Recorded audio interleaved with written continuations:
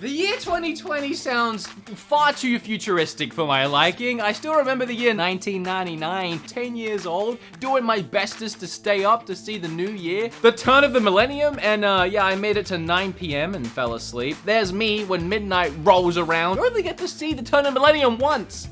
Well, until the year 3000, but I don't think I'm gonna make it to then. Anyway, on a more positive note, the future is here. We're going into 2020, and it doesn't have to be quite as terrifying as it seems, because it's a whole nother year of video game releases, specifically so on the Nintendo Switch.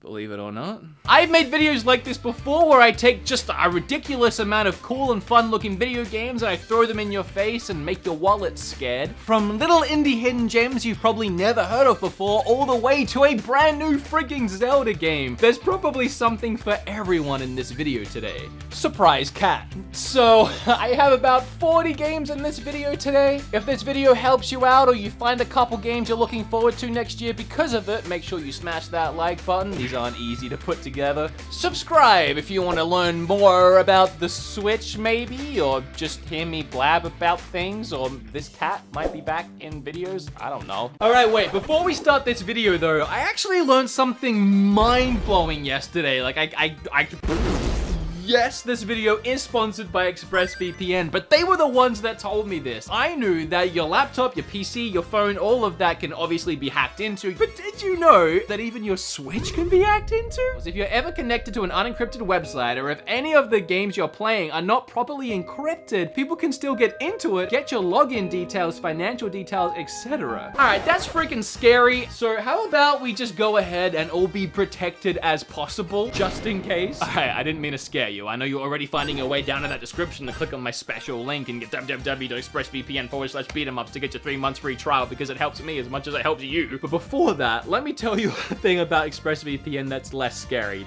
Like being able to watch what you want, when you want, where you want. You get the point. When I was in Japan, me and Kim, we signed into ExpressVPN and watched a bunch of shows from back home. We couldn't get there. And if you're in like Australia, do you know that Netflix in the US has Grey's Anatomy and The Walking Dead? You can't watch any of that on Netflix in Australia unless you bring up your little ExpressVPN, you hit the on button in United States or wherever, and now all of a sudden you refresh your page and bada bing bada boom, you got yourself some shows, baby! ExpressVPN, again, the #1 trusted VPN, is definitely the way to go. Thanks so much ExpressVPN for sponsoring this video and scaring me into never playing my Switch on a public Wi-Fi ever again. Alright, in no particular order, first up we have Gods and Monsters. I guess that after creating Assassin's Creed Odyssey, the team behind the game weren't ready to leave ancient Greece behind them, and they set out to create a brand new storybook adventure about a forgotten hero on a quest to save the Greek gods. In Gods and Monsters, you'll find tricky puzzles, mysterious dungeons, and many mythical beasts. This game looks gorgeous, and I'm ready for it. It's just around the corner at this point.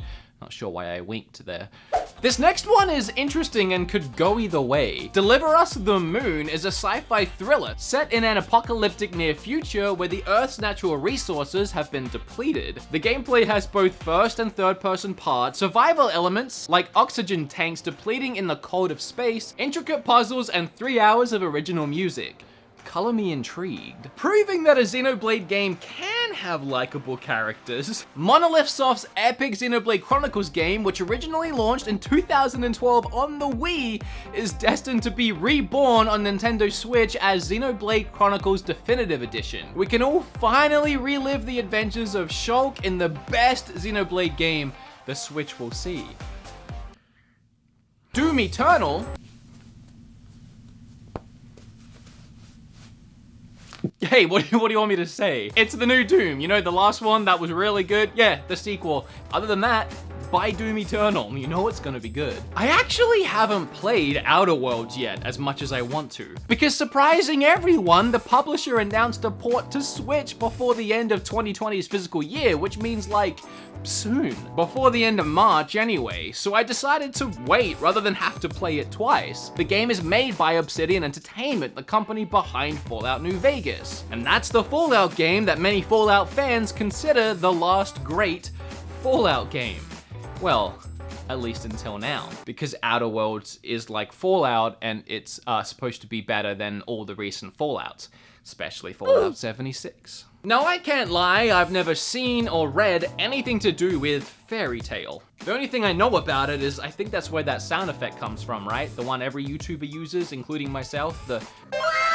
Okay, so I haven't heard of Fairy Tail, but I have played a lot of Koei Tecmo's games. Ninja Gaiden, Dynasty Warriors, Noah, Noo, Nia, Neo? I don't know. So when you tell me that Koei is taking the best-selling manga Fairy Tail and turning it into a possibly awesome JRPG for the Switch in 2020, are you ready, kids? I do so many things I regret. For years, nerds on YouTube stood in front of their game walls and blabbed on about a little hidden gem called SpongeBob Battle for Bikini Bottom. Well, I guess this gem ain't so hidden no more, as it's getting a full, rehydrated remake with a brand new multiplayer mode included. To clarify, I was one of those nerds on YouTube, so I'm glad to see this game finally get the love it deserves. While the Pokemon Company struggled to innovate their mainline games, Digimon be out here like, hold my Digivice.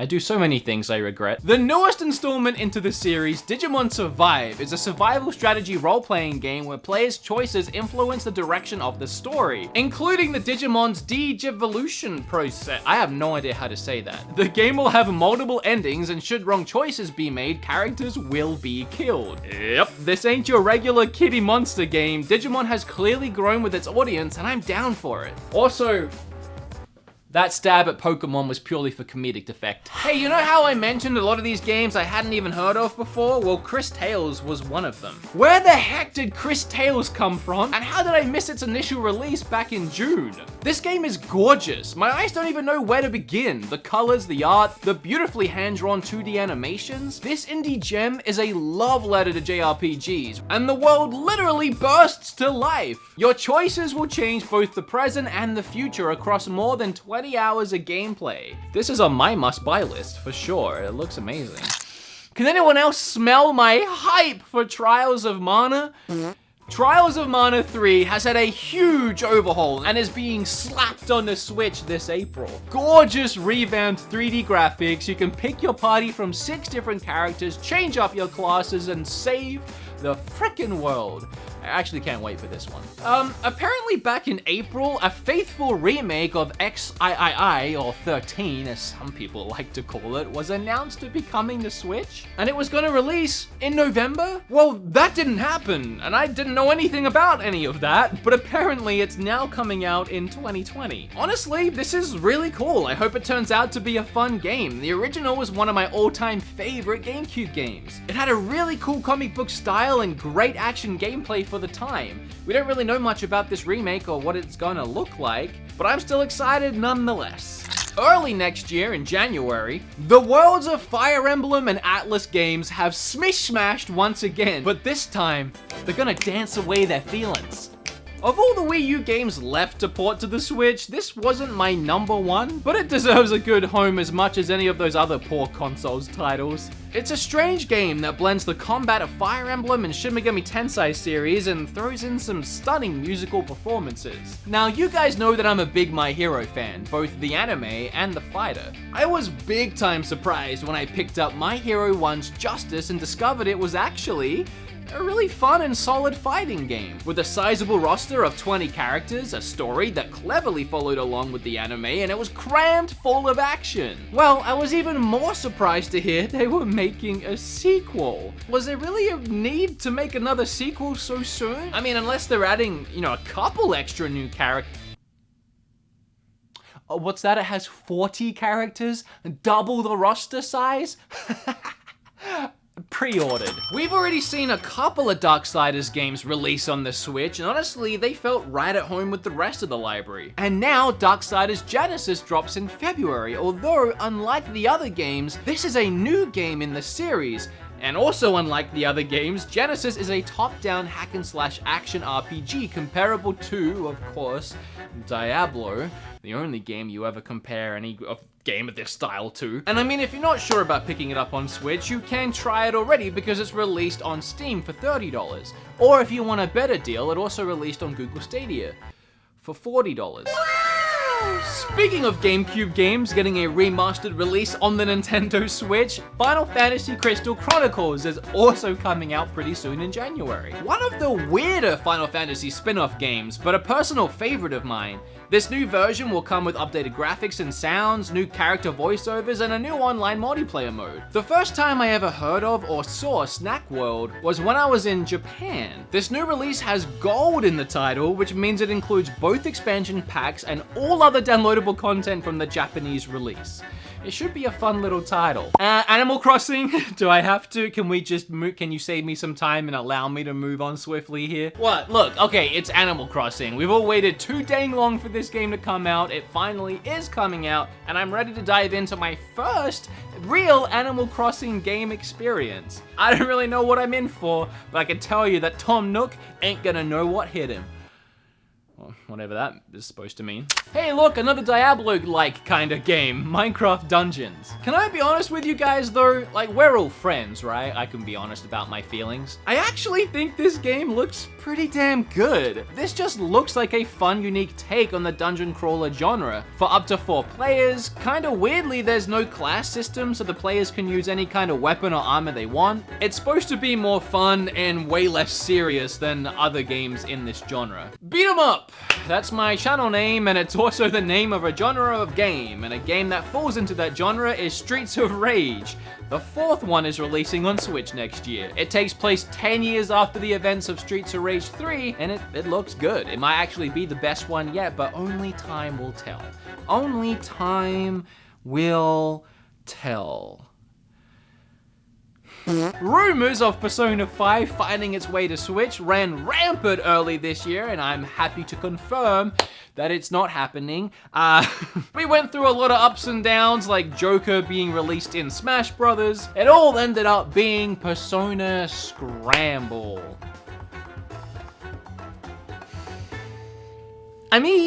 So Persona Scramble is a Dynasty Warrior style game. Think Hyrule Warriors or Fire Emblem Warriors, just with a Persona skin. It's not Persona 5, but I'll buy it. Rogue Company is a multiplayer shooter coming to all major platforms, including Switch of course. It features cross-play and is developed by Hi-Rez Studios. It kinda looks like a mix between Fortnite and Call of Duty, maybe? All I know is it'll probably be free. No More Heroes 3, dang it if I ain't excited for this one. Developed by one of my all-time favorites, Grasshopper Manufacture, No More Heroes is back after a 10-year hiatus. Unless you count Travis Strikes Again, which I don't. The new game will follow Travis's return to Santa Destroy, as he must defend the world from a new alien threat via hack-and-slash style gameplay, and I can't wait. Devil's Hunt is a third-person action game in which players fight their way through Hell, Jerusalem, and Miami? So this game allows you to change between human and demon forms. It has a large variety of attacks and combos, and wait, hold on a second, is this not a Devil May Cry game? Either way, I'm gonna get this one and try it out. Devil May Hunt releases early 2020. Ari and the Secret of the Seasons. This game is one I have my eye on, and I'm pretty excited to dive into. An adorably charming art style. It's an action-adventure game where you play as a young girl who gains the ability to manipulate the seasons around her. You use that ability to defeat enemies, overcome obstacles, and solve complex puzzles on her adventure across the world. I think this one looks super promising. Rock of Ages 3 is a game where you make your own levels and destroy everybody else's. A competitive tower defense game mixed with Monty Python-esque humor that gives you, well, this. It just looks like some absurdly ridiculous fun. A Hollow Knight Silk Song?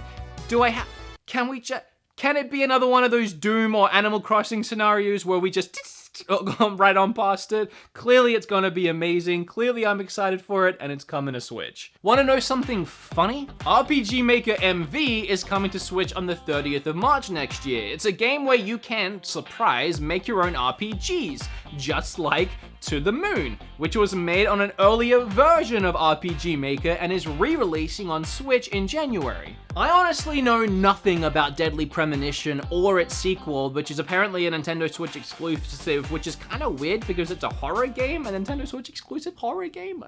I know that they are open world survival horror games, I know they have a huge cult following despite not selling very well, and I know the first game was the most critically polarizing horror game of all time, and regarded as an example of games as an art form. Well, that's confusing. The sequel should be interesting. It's not every day that a Sega Saturn game gets a remake and a re-release.